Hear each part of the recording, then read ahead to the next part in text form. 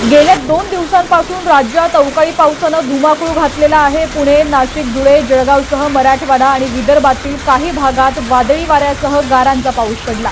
या पावसामुळे जनजीवन विस्कळीत झालेलं असून शेतीमालांचं मोठं नुकसान झालेलं आहे।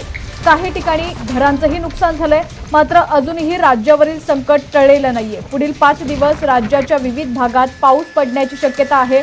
हवामान विभागानं काही जिल्ह्यांसाठी अलर्ट जारी केलाय। याबाबत सविस्तर माहिती जाणून घेऊयात या व्हिडिओच्या माध्यमातून।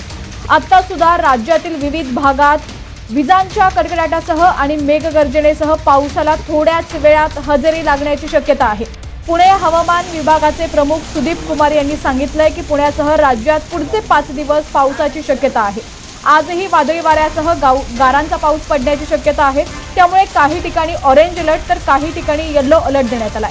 मराठवाडा, मध्य महाराष्ट्र, विदर्भात वादळी वाऱ्यासह जोरदार पाऊस पडण्याची शक्यता आहे। पुढे बोलताना सुदीप कुमार यांनी सांगितलंय की पुण्यासह राज्यभरात काल मुसळधार पाऊस पडला, तर काही भागात गारपीट तसंच काही ठिकाणी गारांचा पाऊस झाला। त्यामुळे मोठं नुकसान झालंय। आता पुढील 5 दिवस ही पावसाचीच असणार आहेत। कमी दाबाचा पट्टा निर्माण झाल्यानं दररोज दुपारनंतर पाऊस पडेल। 4 तारखेनंतर पावसाचा जोर कमी होऊ शकतो। गारांच्या पावसामुळे शेतीचं नुकसान होऊ शकतं, त्यामुळे शेतकऱ्यांनी योग्य ती खबरदारी घ्यावी। विजांच्या कडकडाटात हा पाऊस होणार असल्यानं शेतकऱ्यांनी मोकळ्या जागेत आणि झाडाखाली थांबू नये असं आवाहनही हवामान विभागाकडून करण्यात आलंय। धाराशिव जिल्ह्यामध्ये काही ठिकाणी वादळी वाऱ्यासह मुसळधार पाऊस कोसळलाय। या वादळामुळे आंबा उत्पादक शेतकऱ्यांचं नुकसान झालंय। आंब्याची 50% फळं वादळामुळे गळून पडलेली आहे। आंबा उत्पादक शेतकऱ्यांना फटका बसलाय।